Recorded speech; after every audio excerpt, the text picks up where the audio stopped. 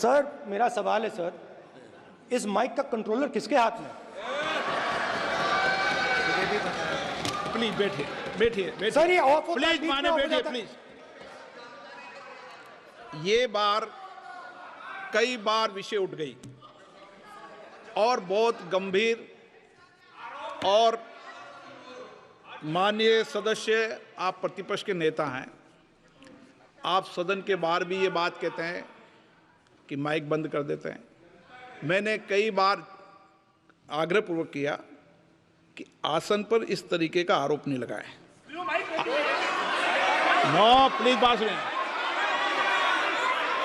आसन पर सभी दल के प्लीज आसन पर सभी दल के लोग बैठते हैं और सभी दल के लोग सभापति तालिका पे हैं और सब जानते हैं कि एक व्यवस्था होती है, जिस भी माननीय सदस्यों को आग्रह किया जाता है बोलने का वो बोला जाता है, और जिसको आग्रह नहीं किया जाता उसका माइक चालू नहीं होता। आप बोलने के लिए खड़े, आपका माइक कभी बंद नहीं हुआ, कभी बंद नहीं हुआ। आप अगर आसन में जो भी विराज रहे हैं वो अगर आपका नाम नहीं पुकारते हैं तब माइक चालू नहीं होता। ये व्यवस्था हमेशा इस सदन की रही है, पुराने में भी और नए में भी। कभी आसन पे व्यक्ति पर माइक का कंट्रोल नहीं होता। दूसरा, माननीय प्रतिपक्ष के आप नेता हैं और आपसे ये अपेक्षा की जाती है कि आप लोकसभा की प्रक्रिया का संचार नियम का पालन करें, संविधान की जो व्यवस्थाएं दे रखी है उसकी पालन करें, और सदन में बोलते समय किसी भी धर्म को के ऊपर ऐसा आक्षेप नहीं करें जिससे पूरे देश के अंदर विषय पैदा हो। ये आपसे अपेक्षा की जाती है। सर मैं बिल्कुल आपकी रिस्पेक्ट करता हूं स्पीकर सर, मगर मेरे भाषण के बीच में सच्चाई ये है कि माइक ऑफ हो जाता है। मैं क्या करूं, हो जाता है वो। अब आपने देखा मैंने अयोध्या शब्द यूज किया और माइक ऑफ हो गया। नो,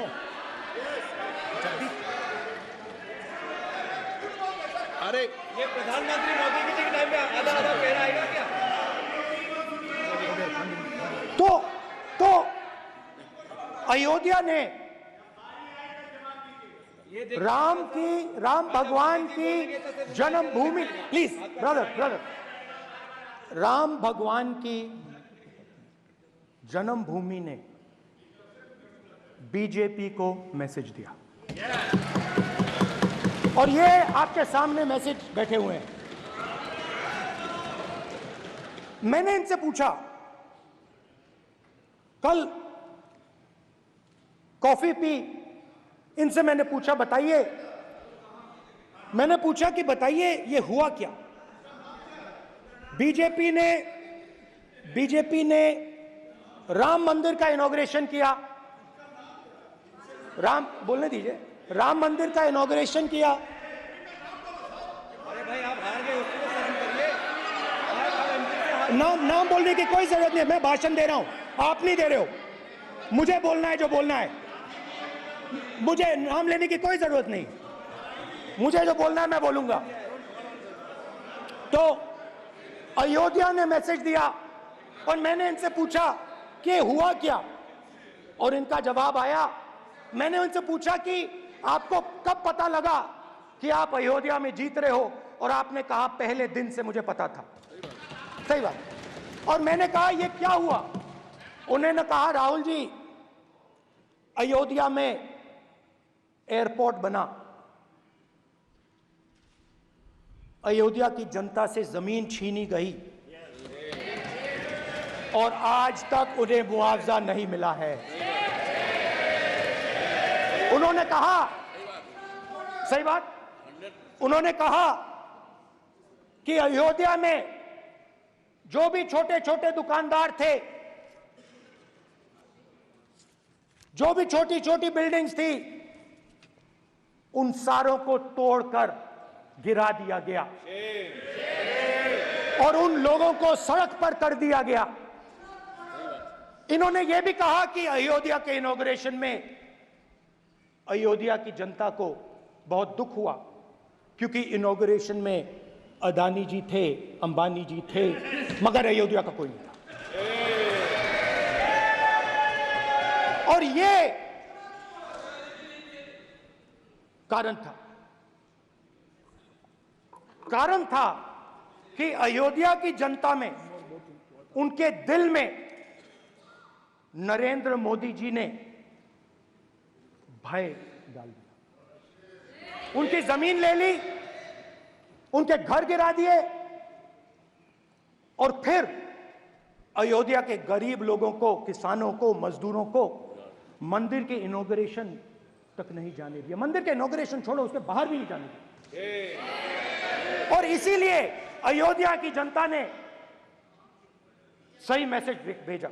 अच्छा, इन्होंने मुझे एक और बात बोली, 3 बार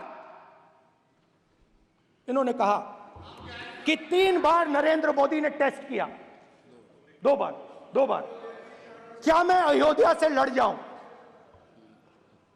और सर्वेयर्स ने कहा अयोध्या में मत लड़ जाना, अयोध्या में मत लड़ जाना, अयोध्या की जनता हरा देगी।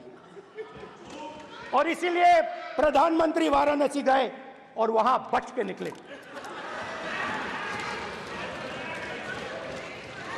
तो अयोध्या की जनता को डराया, पूरे देश को डरा दिया। मैं आपको बताता हूं, आज सुबह में आया, राजनाथ सिंह जी ने मुस्कुरा के मुझे नमस्ते की, और मोदी जी बैठे हैं, मुस्कुराहट नहीं, सीरियस, नमस्ते भी नहीं करते, कहीं मोदी जी ना देख लें, प्रॉब्लम हो जाएगी। वही कहानी गडकरी जी की है, सच्चाई है। अरे भाई, अयोध्या की जनता को छोड़ो, ये तो बीजेपी वालों को डराते हैं।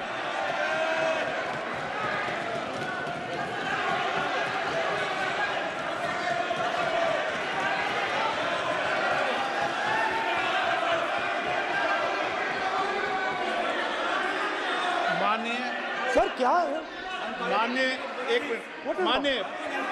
माननीय प्रतिपक्ष के नेता, एक मिनट, माननीय प्रतिपक्ष के नेता, आप सदन के वरिष्ठ नेता हैं। मेरा आपसे आग्रह है कि राष्ट्रपति अभिभाषण पर डिबेट हो रही है, इसकी गरिमा, राष्ट्रपति अभिभाषण की गरिमा रखे ना। ये तो अपेक्षा आपसे सब करते हैं कि आप राष्ट्रपति अभिभाषण पे बोले, नीतियां पे बोले, कार्यक्रमों में बोले। अब व्यक्तिगत रूप से नहीं, अगर आप ये उचित मानते हैं, क्या स्पीकर सर, ये उचित है? अगर आपकी पार्टी इसको उचित मानती है तो मुझे कुछ नहीं कहना। स्पीकर सर, माननीय अध्यक्ष जी, लोकतंत्र ने और संविधान ने मुझे सिखाया है